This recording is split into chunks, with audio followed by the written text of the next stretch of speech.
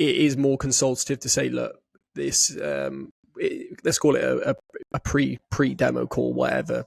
It's 15 minutes. We're going to ask you a series of questions so that when you do get to the demo, the AE can spend a full 30 minutes showing you the exact problem statement that you've identified based on your strategic objective, so they can maximize that time rather than rushing through the demo, perhaps. So it could be seen as a way of making the demo more worthwhile, let's say.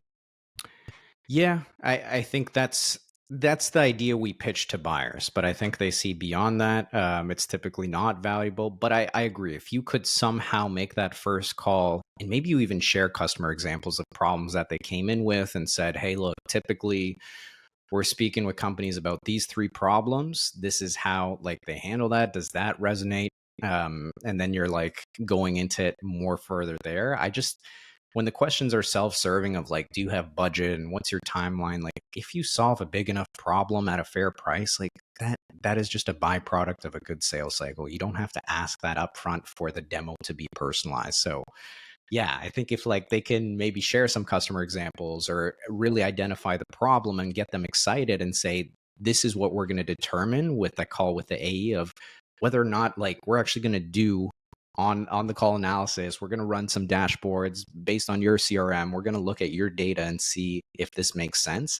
We're kind of getting the prospect excited about, oh my gosh, I'm going to learn how I benchmark against maybe the industry, where I can improve my own conversion rates and offer value on that first call. And I heard my friend Carl Ferreira say this once of like, if they wouldn't pay you for that call, you're not good enough like consultant or trusted advisor. So that's the way I look at it. If that first call can somehow be valuable to the buyer, where you're educating them, maybe leading with some unknown problems of, hey, you're coming in with this, but did you know this affects X, Y, and Z?